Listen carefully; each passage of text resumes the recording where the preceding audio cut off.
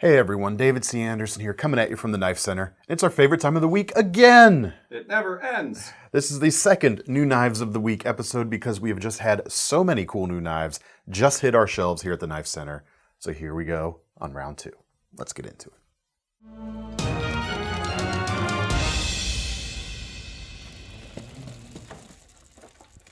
Alright, first up this week is officially making its debut tomorrow, February 23rd at Blade Show, Texas.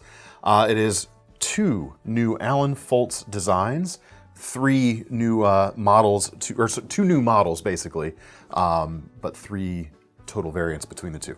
First is the Ritual Compact. Alan Foltz, known for smaller knives maybe, more than other stuff, so when they came out with the original Ritual, with its, like over 4-inch blade. What was the measurement on that?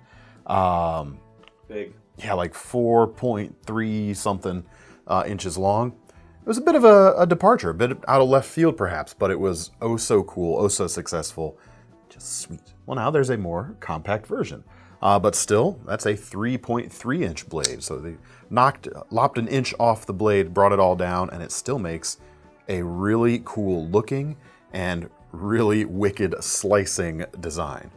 Funny thing is, the name is the Ritual Compact, but when we added this to our work calendar here to keep it on our radar, I put down the Baby Ritual. My wife had questions. Baby Ritual. What are they doing with that there baby? No matter. Let's talk about the knife. Enough about babies. $80 for this guy. 12C27 blade steel. And like I said, about 3.3 inches and the trailingest of trailing points that you could ever imagine there with that Persian style kind of blade profile. The bolsters here are stainless steel, have a nice kind of bronzed, antiqued finish to them, and brown burlap micarta handle scales, cherry on top. Great color combinations here, especially with that black stone washed blade. Liner lock and assisted opening, but as you can see, not a hard assisted opening knife to close. Assisted's always open really well because once you start to manually open that blade, the spring takes over, finishes the job. But the way they work their torsion bar assist system here, sometimes things can get a little tough to close or you take a little bit more resistance, but the way they're doing it on theirs, it's easy. It just wants to suck back in quite nicely. Really nice implementation there. You got thumb studs too, if you'd rather use that than the flipper tab. Both of them work. As far as feel in the hand, it's kind of a 3-finger main grip section, at least for me and my slightly larger than average hands. But I am able to get my 4th finger on there. Due to the curve, this is not like not something that's gonna feel great in like a Gorilla grip, like so, at least not for me. It's more a downward pointed grip. And even with that, the tip is still way out of left field, way up top. So it's all about the slicing. Pinch grips are gonna work pretty well. It's all about looking really, really freaking cool and making a statement without taking up as much room as the original. So you can check that one out, or there's a premium version as well. This one's coming in at $275 right now. Same size, but more, more to it. We've got carbon fiber handles, Damascus steel bolsters here. So already that is a step up. And the carbon fiber actually has this blue thread, these blue tinges peeking out through there as well. Titanium accented parts for the liners and the back spacer with another blue color to complement the blue in the carbon fiber. Same thing with the pocket clip right there. And then you've got a Damascus clad blade as well. Not sure what the core material here is. We'll see if we can reach out. If we have an answer, we'll put it here in the left-hand corner. I guess for you, that's the right-hand corner. It's becoming our corrective data entry point here on the show. So that is the steel, if we got it. If not, sorry. Now for those of you that prefer a manual opening knife, this is not an assisted version. This version is all manual. Ball bearings in the pivot, sorry for my little fumble there, and it flips open quite nicely and looks the business too. Same price and similar materials combination, although the blade steel does make a swap. The Alan Foltz designed Obverse with its sheep's foot style blade right here. It's a rather abrupt sheep's foot. Hey, you know what? Yes. Actually, we have reverse tanto on the website. That's as reverse tanto actually could ever look, I think. Anyway, M390 steel on this knife, 3.36 inches, and do my eyes deceive me? That is a hollow ground M390 blade, so that's going to keep the edge itself nice and thin. It's going to widen out there near the top, of course, but on a knife like this where it's fancy, it's upscale, you're not necessarily, you might not necessarily want to treat this as a beater knife and wrenching on it, in which case a flat grind might offer you a little bit more strength. You got length here, yes, but it's about precision cutting. Very, very nice. Titanium for the bolsters here, not a Damascus material, but the same carbon fiber, the same blue colors in that, and the accenting colors with the hardware. We've got a liner lock, as you can see right there. It's nice and easy to disengage when you are ready to unlock the knife, and then ball bearings in the pivot with thumb studs and a front flipper. Thumb studs work fine. Let me try my nemesis, the front flipper. This has two of my nemesis, the front flippiness and the reverse tontoness. Anyway, easy enough on that front flipper there. Very, very cool knife. Check them out. Today, when this video posts, you can pre-order them at the link below, and they will be released officially tomorrow. So then that's when they will start shipping from what we've got. Check them out. Next up, we have some new case knives. We looked at a lot of case knives in the previous episode this week. Okay, so focus mainly on the new colors of the slip joints, and we didn't even get all of them in that video. There were a couple new color variants, new materials variants that we missed. So they're on the website still.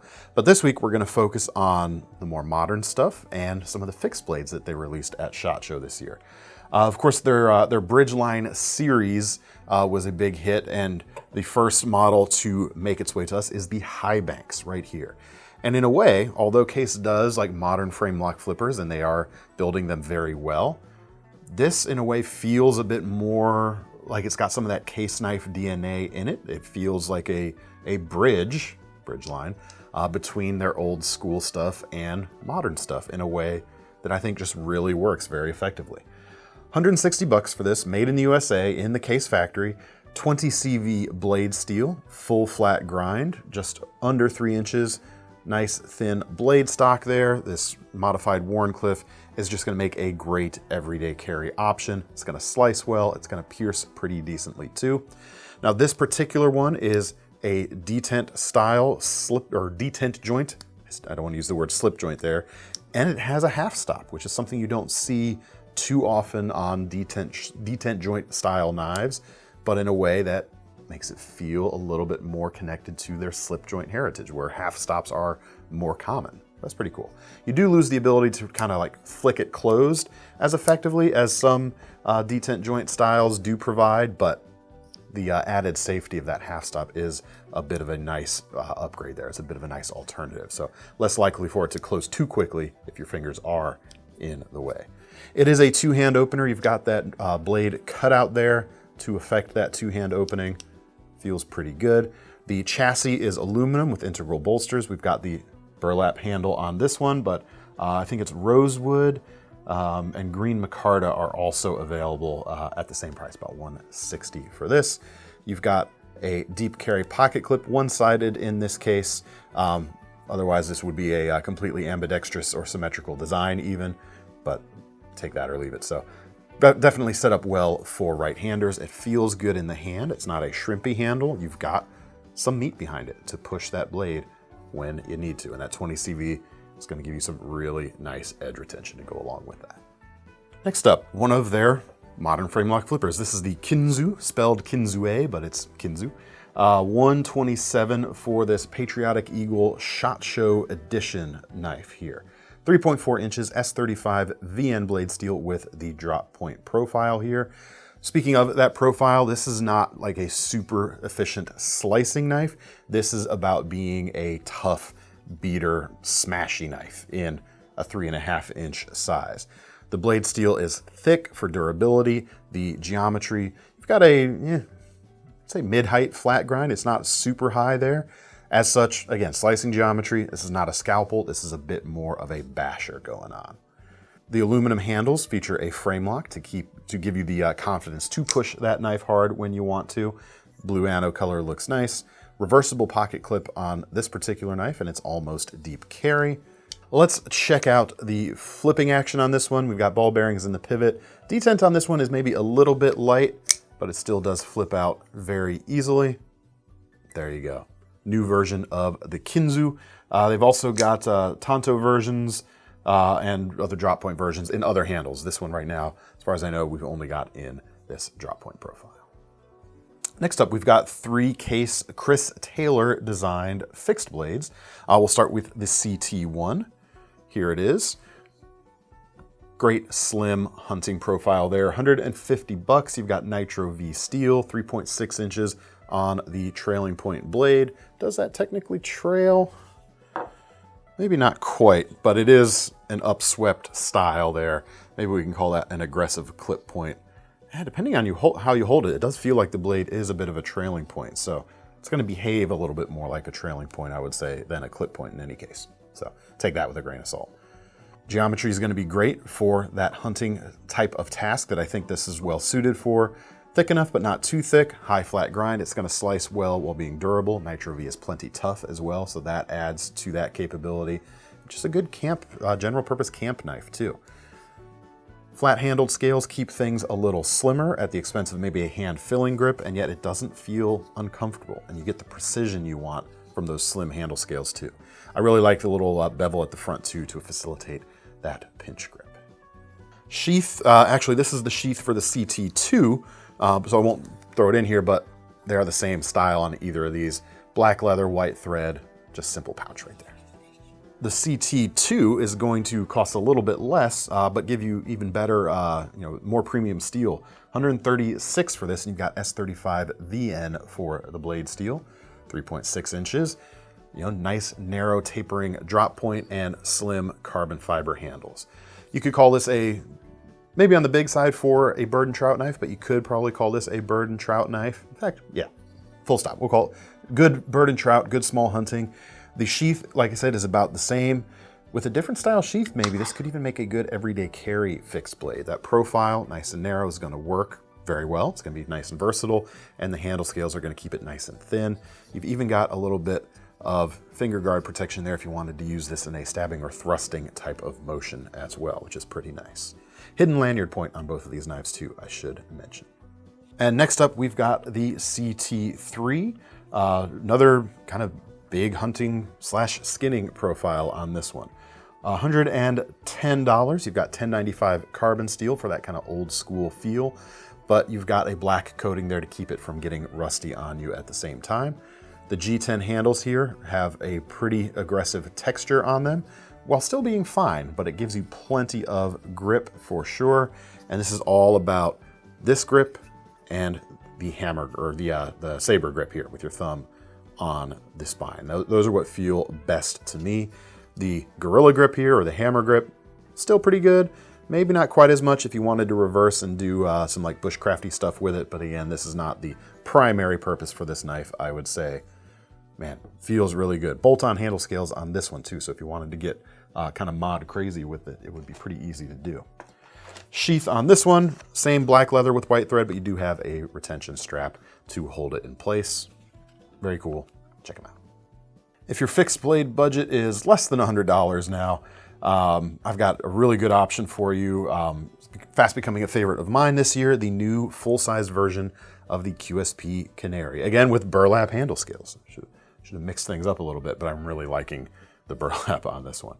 62 bucks, and you've got a 4¼ inch drop point, about 5/32 of an inch thick or so, with a full flat grind. Tell me that's just not a versatile, throw it on your hip and go do anything in the outdoors type of profile. Hunting, hiking, camping, fishing, what else do you do outside? Find a house. I'm not outdoorsy.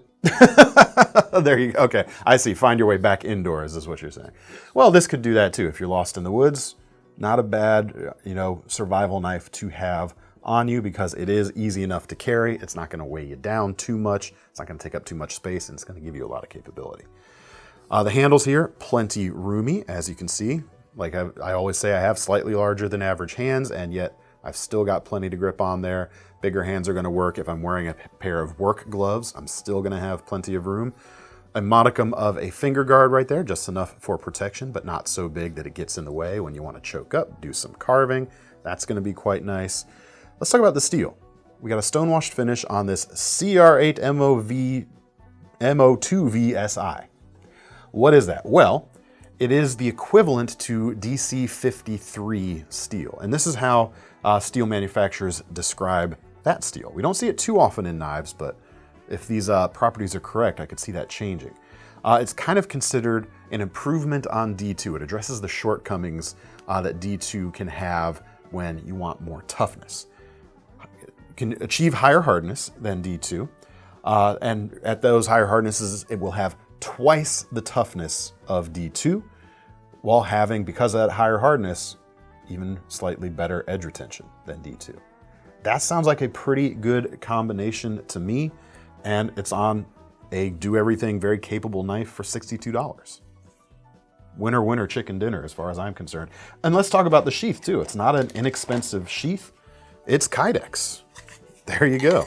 They could have easily kept the price down by going with a nylon sheath, but they've managed to keep the price down while still having Kydex with an adjustable hook there on the back. Let's see, where do you have to loosen it? So you do have to remove it and loosen the retention screw on the front side here, but you can pivot this hook around to achieve different angles of carry to suit whatever it is you're looking for.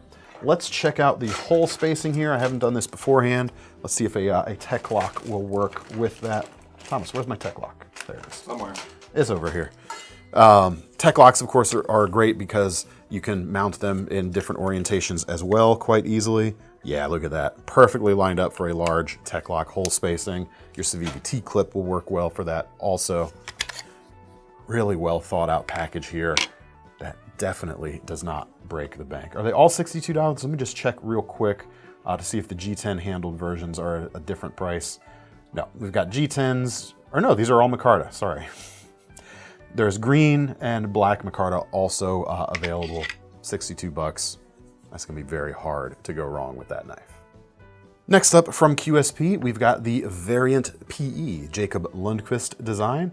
Starting at $52 for micarta versions. Check, is that micarta? Check things. Oh, there's also G10 on this one. Maybe that's what I was thinking on the other one. G10 or micarta options start at $52. And this version right here with a titanium handle comes in at $89.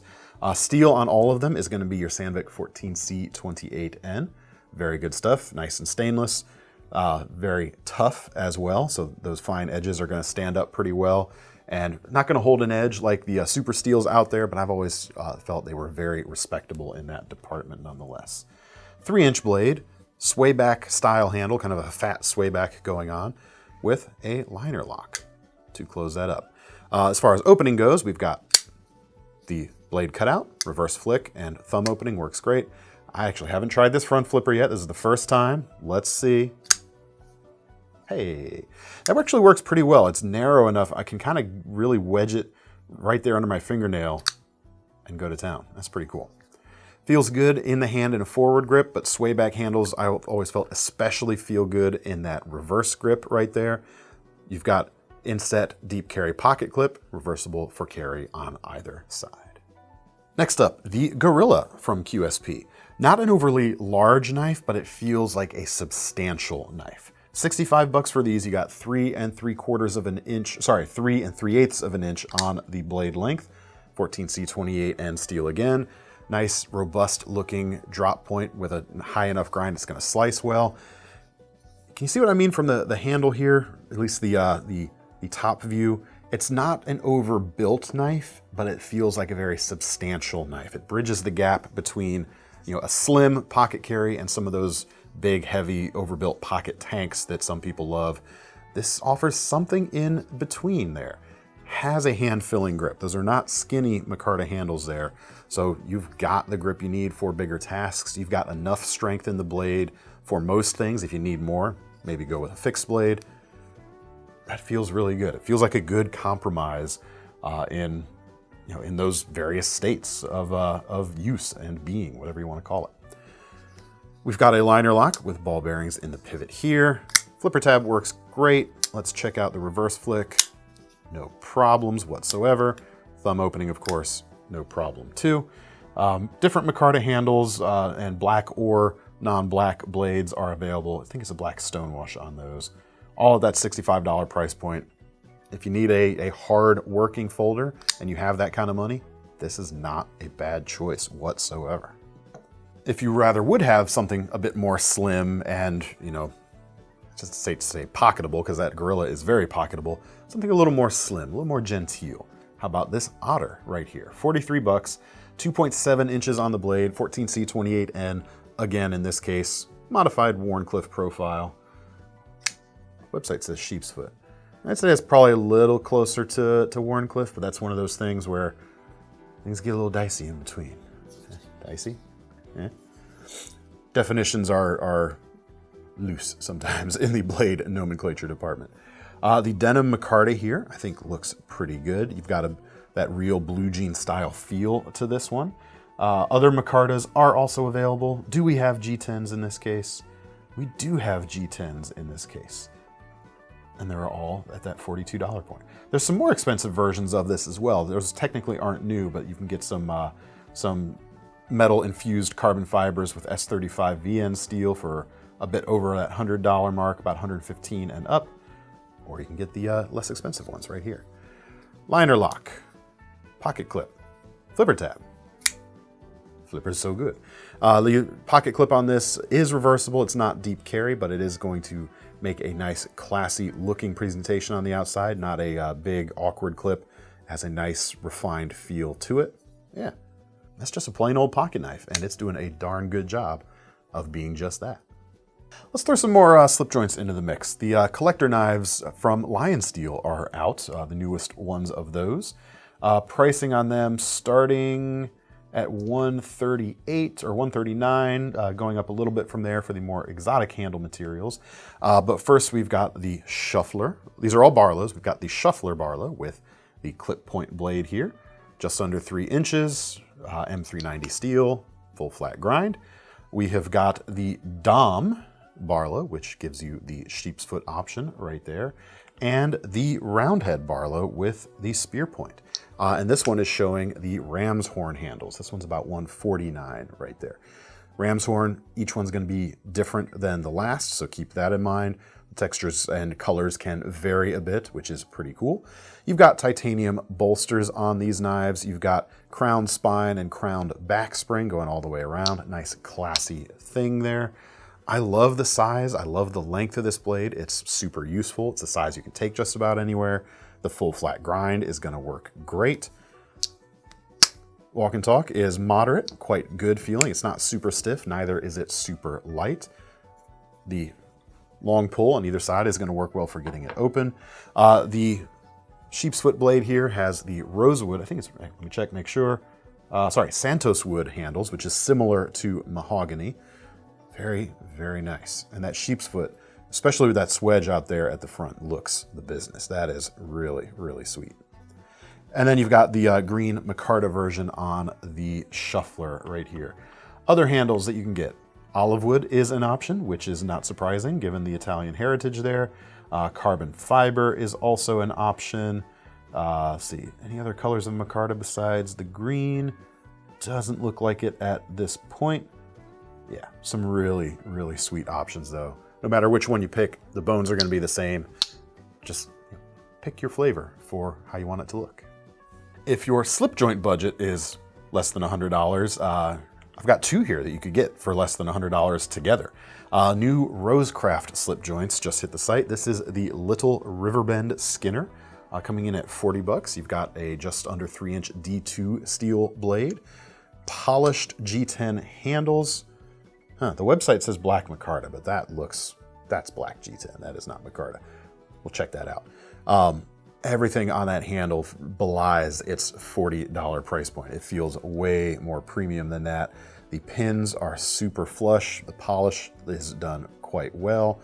Those pins don't even like bump up. Sometimes when you polish a handle, the harder pins won't be worn down as much as the softer handle material, and you might see a little bit of a bump. Not here. That is just even all the way around. Action sounds and feels good. Really, really nice. And something different than a lot of traditional slip joint patterns. It's kind of its own thing, which is pretty nice. You've got a good feel in the hand. It really brings that skinning profile down, lets you use all that belly. Really, really nice. Got a little bit of durability with that too. Instead of a full flat grind, they went with a saber height flat grind. Interesting choice there. Gives a different option, helps it stand out a little bit. And something a little bit more conventional in its shape anyway, the Cane Creek Jack from RoseCraft, coming in just under 50 bucks with 2.7 inch D2 and multicolored G10 striped handles here. Black, red, and orange, and yeah, that's just cool. Almost gives some of that Mexican blanket style look to it. I like the classy lettering here, the RoseCraft symbol on the bolster at the back. It's there, but it doesn't scream. It's not like billboarding in my mind. It just looks like a decorative element, which is quite nice. Action on that feels and sounds good. I mean, is there any other, like, any cooler classic slip joint blade shape than this? This is definitely up there. The full flat grind, the nice deep swedge going all the way back to the height of the clip right there. Really, really sweet. And together, 90 bucks. Plus a little tax probably, but you know, there you go. Next up, one more slip joint, and then we're gonna end with some fixed blades. A Serge Panchenko Production Slip 5 slip joint. 150 bucks for this, and definitely leans into the modern slip joint genre. Nothing vintage feeling about this. 2.7 inch blade, M390 steel, super long aggressive clip point going on here. Full flat grind, heavy stonewash, heavily stonewashed titanium handles to match the finish. Flush back spring right there. Softer action, but it has some good snap, has some good bounce, has some good sound. Yeah, gonna be easy to operate though. Importantly as well, you've got a pocket clip to keep things from shuffling around too much in your pocket. That's cool. I really like how acute that tip is on this. That is gonna be a precision instrument for sure. M390 gonna give you a ton of edge retention. Did I say the price on this, Thomas, already? Maybe. 150 bucks for this one right here. All right, last but not least, 3 new Buck fixed blades. It's the Alpha Guide series, which debuted last year. The Alpha series relaunched last year with the more premium versions. Now we've got the more affordable versions, US made, not cheap, but still pretty reasonably priced. The biggest is the Alpha Guide. This is the Alpha Guide Select, denoting the lesser expensive versions in the lineup. 70 bucks for this. 4.5 inch blade. All of these have 420HC stainless steel with their Boss heat treat, of course. Buck is known for getting the most out of 420HC due to their heat treat protocol. Performs better than, just well regarded as performing better than other people's 420HC. We'll just leave it at that. Stonewash finish. Hollow grind on there. It is a hunter after all. That is kind of the recipe book, and it's something Buck does very, very well. The handles are 2 sections of synthetic material. We've got harder rubber on the outside, gray or orange, on each of these models, and you've got the blackened rubberized feeling insert there to give you a little bit more grip. Speaking of grips, these work well in most quite nicely. Your saber grip is good. The Gorilla grip, hammer grip, also quite good. I really like the pinch grip on this as well. They've given you some scallops there to really accentuate that feeling, which is quite nice. Kind of the only primary grip this doesn't feel like super great in would be like the chest lever style grip, where you point the edge towards your knuckles there for levering action. Due to this aggressive finger cutout here, that impedes that a little bit. If that's not something you find yourself typically doing, it's probably not gonna ever enter your mind or bother you whatsoever. Finger protection, there is a little bit on this knife, and you got a gap between where that ends and the edge starts, so that feels pretty nice. Sheaths on all of these are gonna look about like this. It's a combination of materials, nylon, leather here on the front, hard nylon insert. I'm not sure how far down that goes, but that's gonna help you. Actually, I am sure how far down that goes, almost all the way. So that's gonna help present some accidental puncturing on the nylon, which is a good thing. And then you've got the retention strap here on the front. And one word about the button placement there. On certain of Buck's knives especially, I am a big fan of how they do things a little bit differently than a lot of folks. That case is a perfect example, and not to throw them under the bus or anything. The way this sits in the sheath and the clip, or sorry, the snap coming around, the only downside of that is if you're moving through the woods and something snags, you could pop that button loose and lose your retention. The way Buck has this oriented here, way less likely to happen. It still could happen if you're backing up through some brush, but that's less likely to, or you're less likely probably to be doing that than moving forward through some brush. Really, really nicely considered touch on that sheath design. Next up, we've got the Alpha Hunter Select, $70 for this.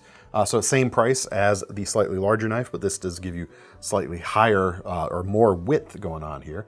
3.625, so about 3 5/8 of an inch long. Same kind of saber height hollow grind in this case. Same handle size. This shows you the orange version. So all the notes I told you about the grip are going to be the same here. This just gives you a little bit of a more compact, more controllable blade, and maybe it gives you a little more drop too. Like I said, it is a wider blade. I could see this being really nice on a cutting board. Yeah, I would actually probably prefer this shorter knife if I were using it for food prep as well. It gives you a little bit, ooh, and you might even be able to rock a little bit with it. That's always a fun thing. And then last but not least, we have got the Alpha Scout Select. This one is about $65 with a sub 3-inch blade. Better for small game and that sort of thing, or smaller areas, smaller cuts for sure.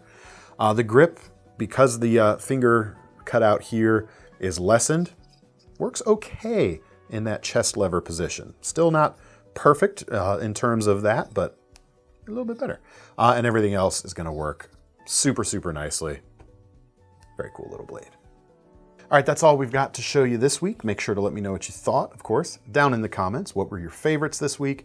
And if you want to get your hands on any of them, guess what? There are links in the description, as always, that are going to take you to KnifeCenter.com. While you're there, don't forget about our long-running Knife Rewards program because, hey, the least we can do when you're going to buy one of our knives today is give you some free money to spend on your next one. I'm David C. Anderson from the Knife Center. That's Thomas behind the camera, still trying to find his way back home. We'll see you next time.